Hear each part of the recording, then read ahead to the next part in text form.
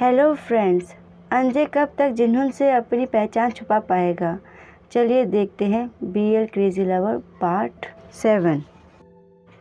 कहानी की शुरुआत वहीं से होती है जहां जिन्होंने अंजय से कहता है कि तुम मुझे देख के दूर क्यों भागती हो और इस बारे में तुम क्या सोचते हो। अंजय इस बात से शॉक हो जाता है और उसे देखते रह जाता है और फिर जिन्होंने अंजय को ध्यान से देखता है। अंजय अपना सर नीचे रख के कहता है वो मैं, और अपना हाथ टेबल में रखते हुए कहता है वो मुझे लगता है कि जब हम एक ही स्कूल में पढ़ते हैं तो हमारा मिलना और एनकाउंटर होना एक नॉर्मल बात है।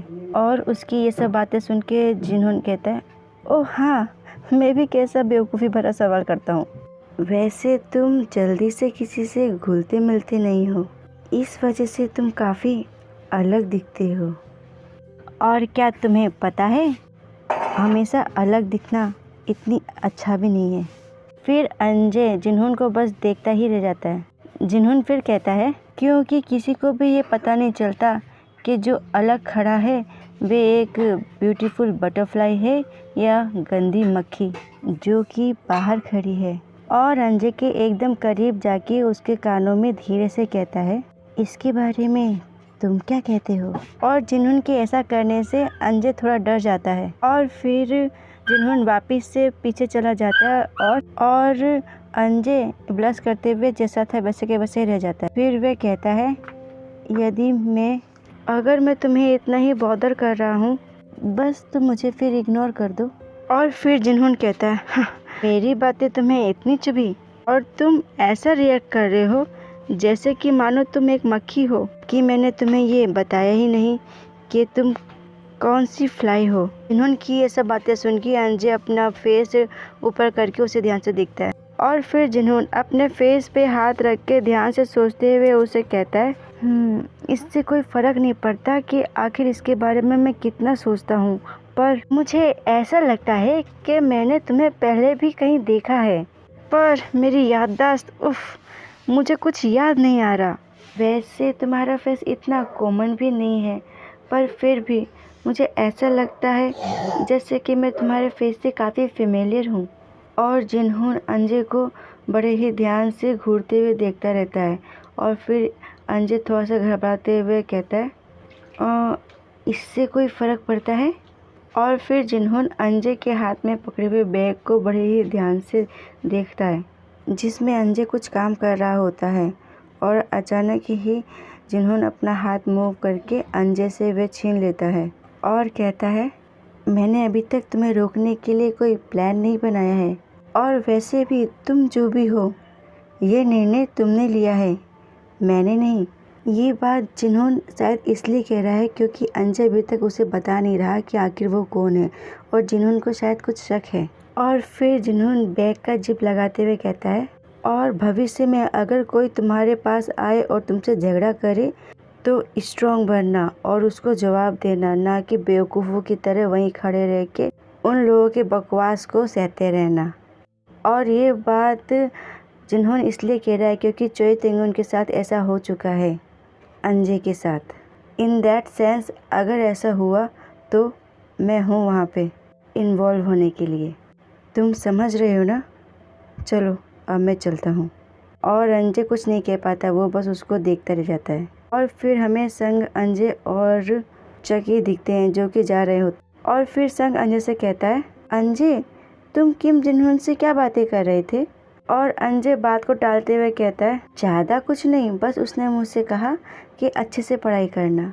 और फिर हमारा खुश मिजाज संग अंजय से कहता है तुम उसे दुश्मन तो नहीं बनाना चाहते ना, क्योंकि वे काफ़ी कूल है और या फिर ऐसा ही कुछ है ना। और धीरे से उसे कहता है वैसे वो भी एक बदमाश है, पर चोई ताऊ के मुकाबले वे काफ़ी सुंदर और दयालु भी है। और पागल बेवकूफ़ बोल के जोर जोर से हंसने लगते हैं और अंजय भी हल्की सी फेक हंसी हंस देता है। और फिर हमें क्लासरूम दिखाया जाता है। अंजय को कुछ ढूंढता देख संग अंजय से कहता है अपना हाथ साफ करते हुए हे क्या हुआ, क्या तुम तैयारी करके नहीं आए और तुम अपने सामान को साथ नहीं लाए। और अंजय बस अपना सामान ढूंढता रह जाता है। फिर अंजय संग से घबराते हुए कहता है अब मैं क्या करूं, या फिर मुझे क्या करना चाहिए? मेरे पास मेरी अर्थ साइंस बुक है ही नहीं। और संग अन्य से चिंता भरे स्वर में कहता है, क्या तुमने तुम्हारे कैबिनेट में देखा? उधर देखो, क्या वहाँ है? और अंजय उसे घबराते हुए कहता है, मैंने बस वहाँ मेरी पे यूनिफॉर्म रखी है। और संग अंजय से कहता है, मुझे नहीं लगता कि हमारे पास ज़्यादा समय है। चलो हम क्लास 5 में चलते हैं, वहाँ से बुक बोरो करके लाते हैं। और फिर हमें क्लास 5 दिखती है। और अंजय कहता है संग से, क्या यहाँ पे कोई भी नहीं है? और फिर संग अंजय से कहता है, अब हम कुछ नहीं कर सकते, चलो वापस चलते हैं। और बेचारा अंजय संग से पीछे से देखता रहता है। और फिर कोई कहता है, अगर तुम अपने फ्रेंड्स को ढूंढ रहे हो तो वह अभी टीचर ऑफिस में गया है, उसे वहाँ पे बुलाया गया था। और अंजय उस आवाज़ की तरफ देखता है, ये जिन्होन होता है। और वो कहता है, और जिन्होन अंजय से वापस वह सवाल करता है, क्या तुमने मधुमक्खी और तितली के बीच में किसी को चुनने का सोचा? फ्रेंड्स, आपको क्या लगता है, क्या ये जेलस है? और इसकी ये सब बातें सुन के अंजय थोड़ा शॉक हो जाता है और थोड़ा ब्लश करता है। और जिन्होन वापस से जाने लगता है, तब अंजय उसे कहता है, हे किम जिन्होन। और उसकी आवाज़ सुन के जिन्होन पीछे मुड़ के देखता है। वो अर्थ साइंस बुक क्या तुम्हारे पास है? अगर तुम्हारे पास है तो क्या तुम मुझे उसे उधार दे सकते हो? और हमारा संग भी हाफते हुए उधर की तरफ देखता है।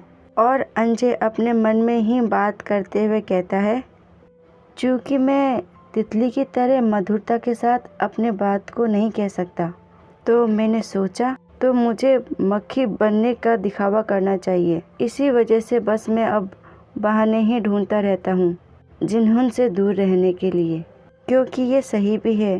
पर अब फिर से मुझे किम जिन्होन के करीब जाना है। और किम जिन्होन अंजय की बात सुन के पीछे टर्न होता है। और फिर वह उसे अपने बुक देता है और फिर एकदम से उसे शिफ्ट कर लेता है। और अंजय थोड़ा चौंक जाता है।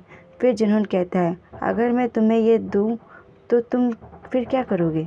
और यहीं पे ये पार्ट होता है समाप्त। अगर आपको ये स्टोरी पसंद आए तो please friends like and subscribe करना ना भूलें। धन्यवाद।